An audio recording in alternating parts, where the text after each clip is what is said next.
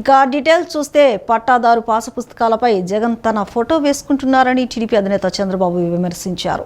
ప్రజల భూములను జగన్ పేరుతో రాసుకుంటున్నారని ఆరోపించారు. తన భూములను ఇతరుల పేరిట మార్చారని తీవ్ర ఆవేదనకు గురై ఓ చేనేతకారుడు ఆత్మహత్య చేసుకున్నాడని గుర్తు చేశారు. ఆయన మృతితో కుటుంబ సభ్యులు చనిపోయారన్నారు. ల్యాండ్ టైటిలింగ్ యాక్ట్ ద్వారా జగన్ ప్రజల ఆస్తులు కొట్టేసే ప్రయత్నం చేస్తున్నారని విమర్శించారు. తేదేపాది సామాజిక న్యాయమని, జగన్ది సామాజిక ద్రోహమని చంద్రబాబు మండిపడ్డారు. నంద్యాల జిల్లా డోన్లో నిర్వహించిన ప్రజాగళం సభలో టీడీపీ అధినేత చంద్రబాబు ప్రసంగించారు. ల్యాండ్ టైటిలింగ్ యాక్ట్ ద్వారా జగన్ ప్రజల ఆస్తులు కొట్టేసే యత్నం చేస్తున్నారని విమర్శించారు. తెలుగుదేశం పార్టీది సామాజిక న్యాయమని, జగన్ది సామాజిక ద్రోహమని చంద్రబాబు మండిపడ్డారు. రాయలసీమకు వైఎస్ఆర్ కాంగ్రెస్ పార్టీ నాయకులు ఏమైనా చేశారా? ప్రాజెక్టులు కట్టారా? రోడ్లు వేశారా? పరిశ్రమలు తెచ్చారా? ఏమీ చేయని నాయకులకు ఓట్లు ఎందుకు వేయాలని ప్రశ్నించారు. పార్టీ రంగుల పేరుతో 100 కోట్లు ఖర్చు పెట్టారని, సైకో జగన్కు రంగులు వేసి శాశ్వతంగా ఇంటికి పంపాలన్నారు. ప్రభుత్వ సలహాదారులకు 700 కోట్లు ఖర్చు పెట్టారని, ఆరోగ్యశ్రీకి 1500 కోట్ల మేర బకాయిలు పెట్టి ప్రజల ఆరోగ్యాన్ని తాకట్టు పెట్టారని అన్నారు. జీవితాల్లో వెలుగులు తెస్తామని సర్వనాశనం చేశారన్నారు. జగన్ పాలనలో వ్యవసాయాన్ని పూర్తిగా చంపేశారని, రైతు మెడ నొక్కారు. ప్రస్తుతం రైతులు దిక్కుతోచని స్థితిలో ఉన్నారని పేర్కొన్నారు. రైతు కూలీలు దీనావస్థలో ఉన్నారని, రాయలసీమను హార్టికల్చర్ హబ్ చేసిన పార్టీ తెలుగుదేశం పార్టీ అని చంద్రబాబు అన్నారు. పీరియడ్ నుంచి మనకు పక్కాగా భూమి రికార్డ్స్ ఉన్నాయా లేదా అని మిమ్మల్ని అడుగుతున్నా. 10-1 ఉంది, అడంగల్ ఉంది, పట్టాదారు పాస్బుక్ ఉంది, ఉన్నాయా లేదా? రేపు రాబోయేలు ఏవి ఉండవు, అన్ని ఆన్లైన్ లో పెట్టేస్తాడంట. జగన్మోహన్ రెడ్డి మీ నెంబర్ మారిస్తే మీ జాతకాలు మారిపోతాయి. మొన్ననే ఒంటిమిట్టలో ఒక చేనేత కార్మికుడి భూమి వేరే వాళ్ళ పేరు మారిస్తే ఏం చేయాలో దిక్కు తెలియకుండా, ఏమీ చేయలేకుండా కడాన రైలు కింద పడి ఆయన చనిపోతే కుటుంబ సభ్యులు ఇద్దరు ఆత్మహత్యలు చేసుకొని చనిపోయే పరిస్థితికి వచ్చారు. నేను అందుకే మిమ్మల్ని అందరినీ ఒకటే కోరుతున్నా, ఈ రోజు మీ భూమి కొట్టేయడానికి ఈ సైకో ప్రణాళికలు తయారు చేసుకున్నాడు. ఈ రోజు మీరు చూస్తే ల్యాండ్ టైటిలింగ్ యాక్ట్ వస్తే అక్కడి నుంచి మీ భూమిని మీరు కాపాడుకోవాలి. రికార్డులు మార్చి దుర్మార్గులు ఎవరైనా పట్టా చేసుకుంటే మనం ఏమీ చేయలేని పరిస్థితి వస్తుంది. ఆత్మహత్య తప్ప వేరే గత్యంతరం లేదని చెప్పి నేను మీకు తెలియజేస్తున్నా.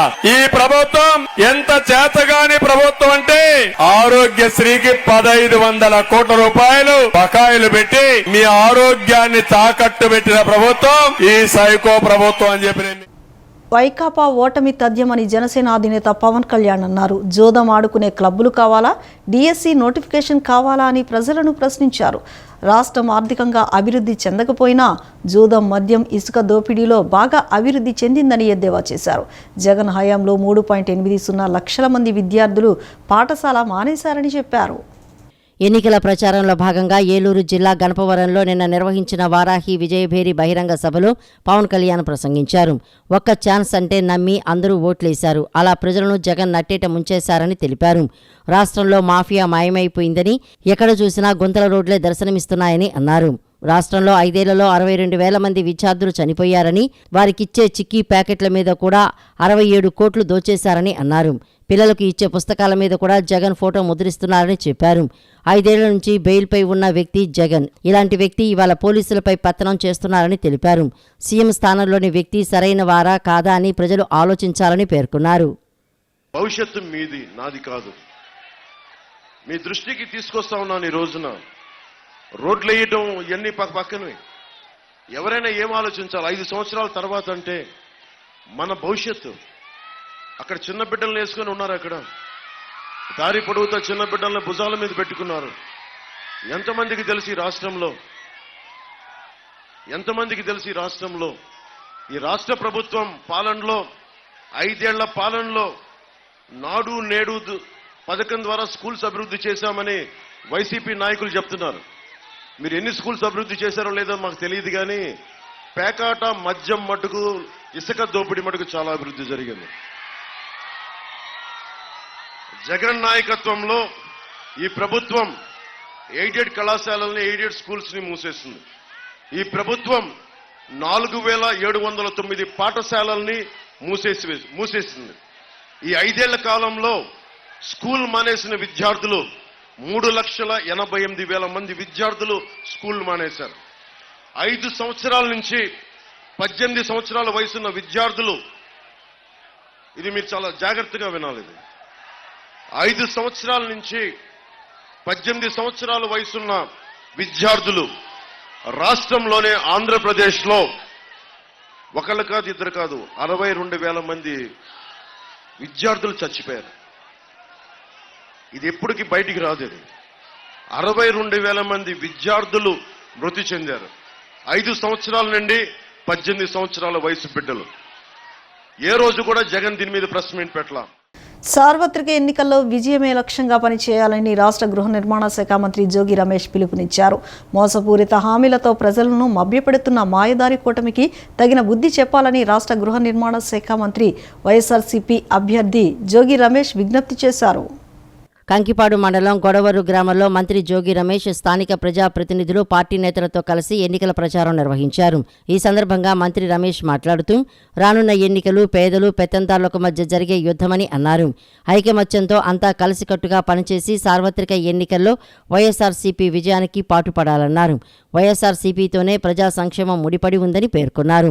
పార్టీ ప్రవేశపెట్టిన మేనిఫెస్టోను ప్రజల్లోకి తీసుకువెళ్లి చైతన్యం చేయాలని సూచించారు. రాజకీయాలకు అతీతంగా సంక్షేమాన్ని ప్రతి గడపకు చేర్చాలన్నారు. విద్య, వైద్య రంగాల్లో విప్లవాత్మక మార్పులు, వివిధ రంగాల్లో వినూత్న సంస్కరణల ద్వారా అభివృద్ధికి పునాదులు వేశారని అన్నారు. వైఎస్ఆర్సీపీకి ప్రజల్లో పెరుగుతున్న ఆదరణ చూసి ప్రతిపక్షాలకు కళ్లు కుడుతున్నాయని ఆరోపించారు. టీడీపీ, జనసేన, బీజేపీలు కూటమిగా ఏర్పడి మోసపూరిత వాగ్దానాలతో ప్రజలను మోసం చేయాలని చూస్తున్నాయని హెచ్చరించారు.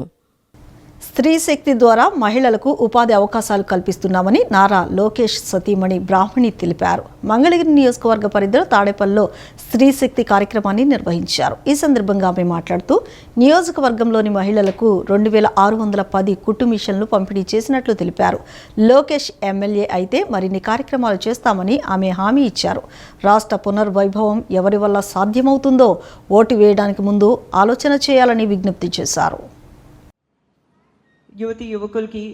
యువతులకి ప్రత్యేకంగా మంచి ఆపర్చునిటీస్ దొరకాలని మెడికల్ కాలేజెస్లో, ఇంజనీరింగ్ కాలేజెస్లో, వేరే ప్రొఫెషనల్ కాలేజెస్లో మహిళలకి ప్రత్యేకంగా భారతదేశంలో మొదటిసారి రిజర్వేషన్స్ అందించింది నారా చంద్రబాబు నాయుడు గారు. ఈరోజు మనం చూస్తున్నాం, నా వయసు గల చాలామంది మహిళలు డాక్టర్స్ అయ్యి, సక్సెస్ఫుల్గా ఇంజనీర్స్ అయ్యి వాళ్ళ కాళ్ళ మీద నిలబడగలుగుతున్నారంటే నారా చంద్రబాబు నాయుడు గారు మహిళలకి ఇచ్చిన ఈ రిజర్వేషన్ వల్ల. అదే కాకుండా నారా లోకేష్ గారి గురించి నేను ఎక్కువ మాట్లాడదలుచుకోవట్లేను, ఎందుకంటే మీరందరూ చూశారు. ఆయన మన మంగళగిరిలో స్త్రీ శక్తి ప్రోగ్రాం ద్వారా ఎంతో మంది మహిళలు వాళ్ళ కాళ్ళ మీద నిలబడేటట్టు చూస్తున్నారు.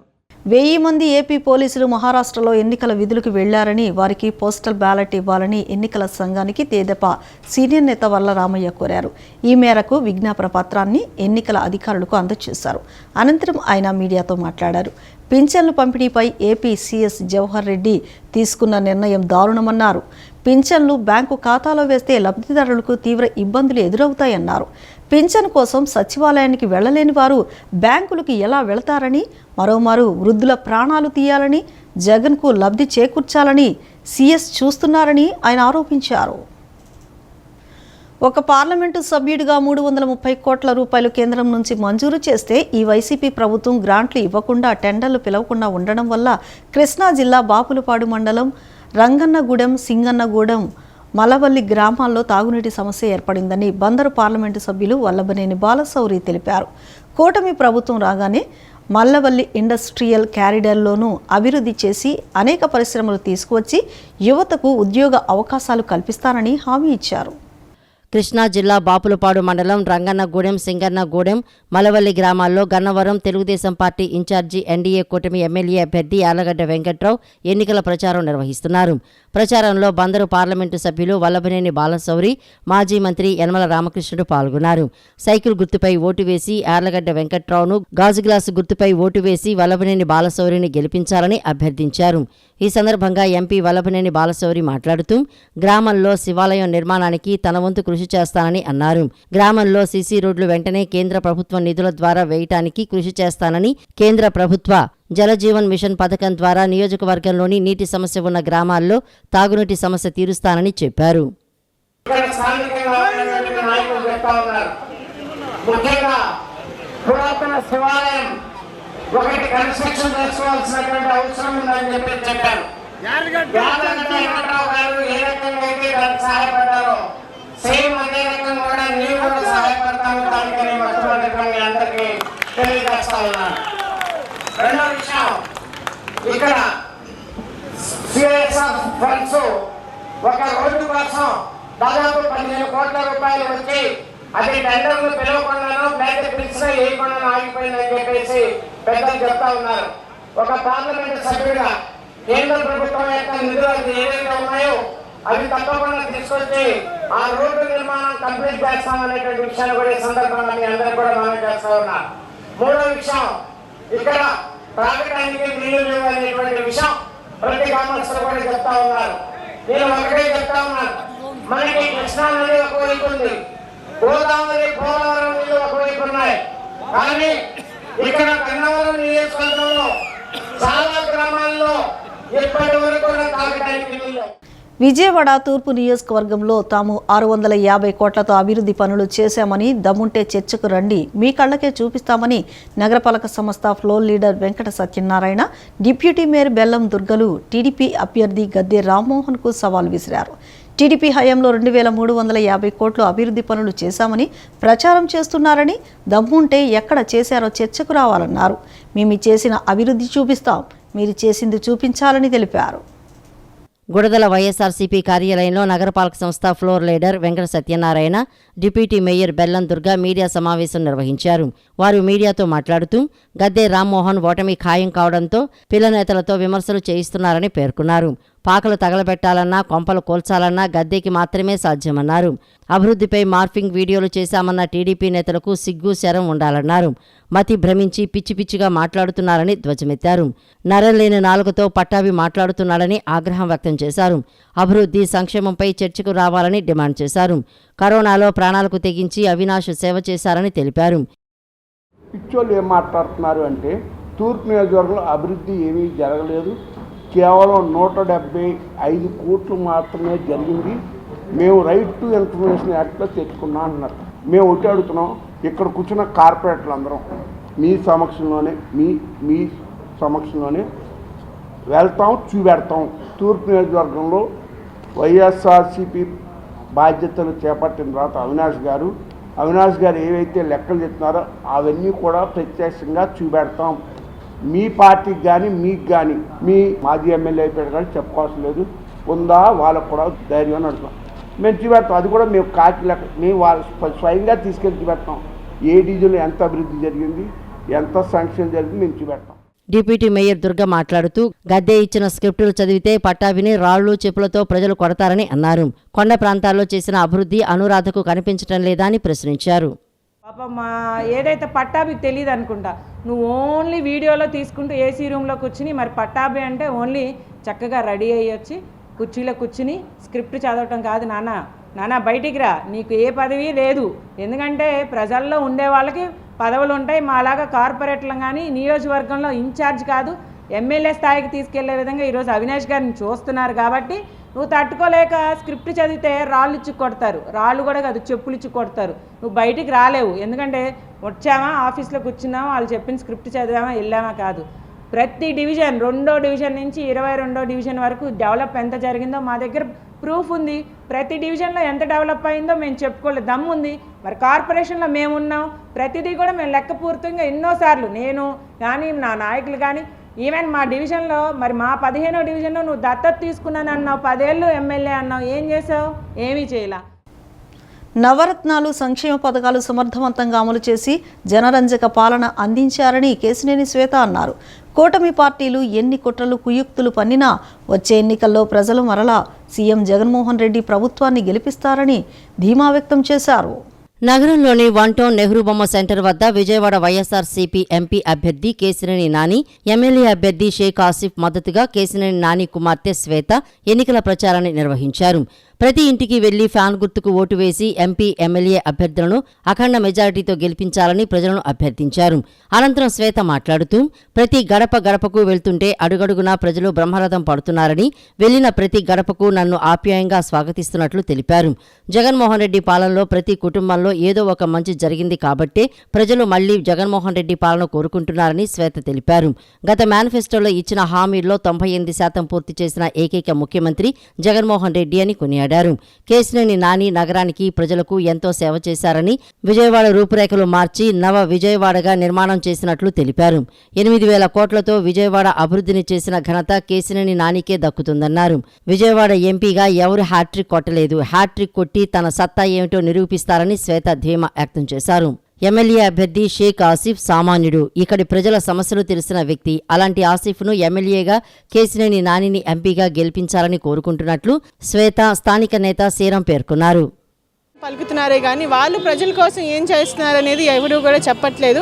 వాళ్ళు ఏదైతే సూపర్ 6 అనే పేరు నవరత్నాల్ని కాపీ చేసి పెట్టారో ఈరోజు ప్రజలు ఎవరు కూడా నమ్మట్లేదు. ఎందుకంటే గతంలో ఇలాగే ఈ కూటమి మమ్మల్ని మోసం చేసింది. 14లో ఈ రకంగానే బీజేపీ ఇంకా తెలుగుదేశం పార్టీ కలిసి ఎన్నో మేనిఫెస్టోలో ఎన్నో పాయింట్స్ చెప్పారు, ఇది చేస్తాం అది చేస్తాం అని చెప్పారు, కానీ ఏది నెరవేర్చలేదు. సో ఈరోజు వాళ్ళు ఎన్ని చెప్పినా కానీ జగన్మోహన్ రెడ్డి గారు చెప్తే చేస్తారు అనే ఒక నమ్మకం అనేది ప్రజల్లో కనపడుతుంది. అలాగే కేశినేని నాని గారు ఈ విజయవాడకు ఒక పెద్ద కొడుకులాగా ఎప్పుడూ నిస్వార్థ సేవ అనేది ప్రజలకి ఇక్కడ చూపించడం జరిగింది. 8,000 కోట్ల ఇన్ఫ్రాస్ట్రక్చర్ ప్రాజెక్టులు అనేది ఆయన విజయవాడకి తీసుకొచ్చి ఇక్కడ విజయవాడ రూపురేఖలనే మార్చడం జరిగింది. అందుకనే కేశినేని నాని గారిని, అలాగే ఇక్కడ స్థానికంగా ఆసిఫ్ గారిని, జగన్మోహన్ రెడ్డి గారిని గెలిపించుకోవడం మా బాధ్యత అని ప్రతి ఒక్కళ్ళు కూడా తెలియజేస్తున్నారు. మనిషి కేశినేని నాని గారు, మరి ఈ రోజున కేశినేని నాని గారు అంటే ఒక బ్రాండు. మరి అట్లాంటి ఆయన్ని మూడోసారి కూడా చాలా గొప్పగా మంచి మెజారిటీతో గెలిపించుకోవడానికి ప్రజలందరూ సిద్ధంగా ఉన్నారు. ఇటువంటి పరిస్థితుల్లో కూడా ఇక్కడ ఈ కూటమికి అవకాశం లేకుండా బీసీలను వాడుకోవడం తప్పించి, ఎస్సీలను వాడుకోవడం తప్పించి, మైనార్టీలను వాడుకోవడం తప్పించి, వాళ్ళ అవసరమైతే బీసీలు తోకలు కట్ చేస్తున్నారు. మా జగన్మోహన్ రెడ్డి గారు బీసీలు గుండెల్లో పెట్టుకుంటున్నారు. అటువంటి నాయకుడు కావాలని ఈ రోజున మీరు చూస్తే అర్థమవుద్ది. ఖచ్చితంగా జగన్మోహన్ రెడ్డి గారు విజయాన్ని ఖచ్చితంగా మేము పశ్చిమ నియోజకవర్గం ఆసిఫ్ గారిని గెలిపించుకొని, అలాగే కేశినేని నాని గారికి 7 నియోజకవర్గాల్లో పశ్చిమ నియోజకవర్గం మంచి మెజార్టీతో పంపిస్తామని చెప్పని ఈ మీ యొక్క మీడియా ద్వారా తెలియపరుస్తాం. ఓటు హక్కును వినియోగించుకోవడం ద్వారా ప్రజాస్వామ్య పరిరక్షణకు అండగా ఉండాలని Vijayawada wholesale and retail Pooja merchants association సభ్యులు తెలిపారు. ఎన్నికల రోజును సెలవు రోజుగా కాకుండా చాలా కీలకమైన రోజుగా భావించి ఎంతో విలువైన ఓటు హక్కును ప్రజలందరూ వినియోగించుకోవాలని పిలుపునిచ్చారు. వన్ టౌన్ సామారంగ్ చౌక్ వద్ద ఓటు హక్కు వినియోగించుకోవాలని కోరుతూ Vijayawada wholesale and retail Pooja merchants association సభ్యులు అవగాహన ర్యాలీని నిర్వహించారు. సామారంగ్ చౌక్ నుంచి బయలుదేరిన ప్రదర్శన మెయిన్ బజార్, శివాలయం వీధి, కెనాల్ రోడ్ తదితర ప్రాంతాల మీదుగా ముందుకు సాగింది. అనంతరం అసోసియేషన్ అధ్యక్ష కార్యదర్శులు గోకవరపు మురళీకృష్ణ, ఎం కృష్ణారావు మీడియాతో మాట్లాడుతూ, దేశం రాష్ట్రంలో చదువుకునే వారి సంఖ్య పెరుగుతున్నా ఓటు హక్కు వినియోగించుకునే సంఖ్య గణనీయంగా తగ్గిపోతోందన్నారు. ప్రజలకు మంచి పాలన అందాలంటే ఓటు మనకు మంచి ఆయుధమని తెలిపారు. ప్రజాస్వామ్యంలో దేశ సాధారణ ఎన్నికల్లో పౌరులందరూ లింగ, వర్ణ, కుల మతాలకు అతీతంగా ఓటు హక్కును వినియోగించుకోవాలన్నారు. 1952లో ప్రారంభమైన ఎన్నికల్లో కేవలం 34 కోట్ల మంది ప్రజలు మాత్రమే ఉన్నారని అన్నారు. కానీ నేడు అక్షరాస్యతతో పాటుగా అనేక రంగాల్లో అభివృద్ధి సాధించామని తెలిపారు. 145 కోట్ల జనాభా ఉన్న దేశంలో ఇంకా ఓటు హక్కు వినియోగించుకోవడానికి వెనుకబాటు ఉండటం దారుణమన్నారు. ఎన్నికల రోజును సెలవు రోజుగా కాకుండా చాలా కీలకమైన రోజుగా భావించాలని కోరారు. ఓటు హక్కును వినియోగించుకోవాలని కోరుతూ తమ సంఘం ఆధ్వర్యంలో అవగాహన ర్యాలీ నిర్వహించామన్నారు. సెలవు వేరే వాళ్ళు వేస్తారు, మనది గెలుస్తుంది అనుకున్నాం తప్ప మనం వాళ్ళని ప్రశ్నించడానికి వీలుండదు. ప్రతి ఒక్క ఓటు హక్కు కూడా విలువైనది. ఆ హక్కుని వినియోగించుకోవడం వల్ల మనం ఏంటంటే సక్రమమైన దాన్ని ఎన్నుకోవడానికి వీలు ఉంటుంది. మన దేశ సంస్కృతికి అన్నిటికీ కూడా పనికొస్తుంది. అది మన యొక్క ఆర్థిక పరిస్థితికి కూడా ఉపయోగం ఉంటుంది. అందువల్ల మేము చేసే ఈ యొక్క దీనికి చాలా ఉపయోగం ఉంటుంది. కాబట్టి మేము వర్తకులందరూ కూడా కలిసి ఈ అవేర్నెస్ ప్రోగ్రాం అనేది పెట్టాము. దాన్ని అధికారులందరూ కూడా మన్నించి మాకు ఆర్డర్ని ఇచ్చారు. అదేవిధంగా ఇక్కడికి వచ్చిన మిత్రులకి, తర్వాత శ్రేయోభిలాషులకి, అదేవిధంగా మీడియా మిత్రులకు కూడా నా యొక్క వందనాలు సమర్పిస్తూ, ఈ యొక్క దీనితో ఏ ఒక్క ఓటర్ అయినా సరే ఓటు హక్కు వినియోగించుకోవడం వల్ల మేము చేసేదానికి మంచి ఫలితం వచ్చిందని సత్ఫలితం వచ్చిందని చెప్పి మేము ఆనందిస్తామండి. దానికి అందరూ కూడా మీ సపోర్ట్ని ఇచ్చి మమ్మల్ని జయప్రదం చేయవలసిందిగా కోరుతున్నాము. ఆ తత్వం లేదు.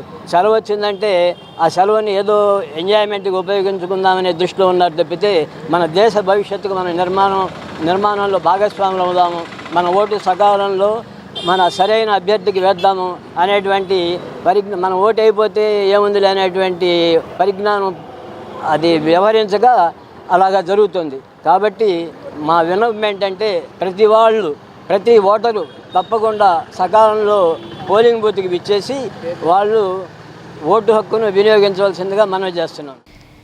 బీఎస్పీ పార్టీ తరపున గన్నవరం ఎమ్మెల్యే అభ్యర్థిగా నామినేషన్ దాఖలు చేసిన సింహాద్రి రాఘవేంద్రరావు నామినేషన్ ఉపసంహరించుకున్నారు.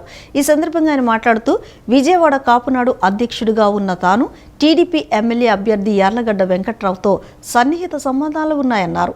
యార్లగడ్డ వెంకట్రావు తనను ప్రోత్సహించి గన్నవరం నియోజకవర్గానికి బీఎస్పీ అభ్యర్థిగా నామినేషన్ వేయించారు. నేను బీఎస్పీ తరపున స్వతంత్ర అభ్యర్థిగా నామినేషన్ వేస్తే వైసీపీకి పడే బీసీ ఎస్సీ కొన్ని వర్గాల ఓట్లు చీలుతాయని వెంకట్రావు నాతో నామినేషన్ వేయించారు. వైసీపీ అభ్యర్థి వల్లభనేని వంశీమోహన్కు మద్దతుగా నామినేషన్ ఉపసంహరించుకున్నానన్నారు. ఈ రోజు నుంచి వల్లభనేని వంశీతో కలిసి ప్రయాణం చేసి ప్రచారంలో పాల్గొంటానన్నారు. వల్లభనేని వంశీమోహన్ వెంట నడిచి గెలుపుకు కృషి చేస్తానన్నారు. వెంకట్రావు గారికి నాకు 2 నెలల నుంచి సంబంధాలు ఉన్నాయి. ఆయన్ని విజయవాడలో ఫంటెమ్స్ రోడ్లో ఐకాన్ బిల్డింగ్లో కలిసి వాళ్ళం మేము. ఈయన ఆఫీస్ చుట్టూ రంగాగారి మర్డర్ కేసులో ముద్దాయిలు తిరుగుతున్నారు. నేను ఆయన్ని అడిగాను, రంగాగారి మర్డర్ కేసులో ముద్దాయిలతో మనకేం పని అండి, ఇక్కడ వాళ్ళు ఎందుకు వస్తున్నారని. రంగాన్ని చంపిన వాళ్ళతో మనకేం పని, రంగాన్ని చంపితే మనకేంటి, రంగాన్ని చంపిన వాళ్ళు నా దగ్గర ఉంటారని చెప్పాడు. అలాగే ఇంకోసారి నేను అడిగాను, పవన్ కళ్యాణ్ గారు పొత్తులో పోటీ చేస్తున్నాం కదా, పవన్ కళ్యాణ్ గారు ఫోటో లేదేంటండి మీ ఆఫీసులో అని. జనసేన కండవ కూడా కప్పుకోరేంటి అని. పవన్ కళ్యాణ్ గారి గురించి చాలా అసహ్యంగా మాట్లాడాడు. పవన్ కళ్యాణ్ గారి గురించి చాలా చులకనగా మాట్లాడాడు. ఈ 2 కారణాలతో నేను వెంకట్రావు గారిని నివేదించి నేను ఈ బహుజన్ సమాజ్ పార్టీ పోటీలో ఉంటే కాపుల ఓట్లు బహుజనుల ఓట్లు చేలాలి, అది యార్లగడ్డ వెంకట్రావుకి ప్లస్ అవ్వాలనే ఉద్దేశంతోనే నన్ను తీసుకొచ్చి పోటీలో పెట్టాడని నేను గమనించి ఈ పోటీ నుంచి విరమించుకున్నాను. ఈ వార్తలు ఇంతటితో సమాప్తం. నమస్కారం.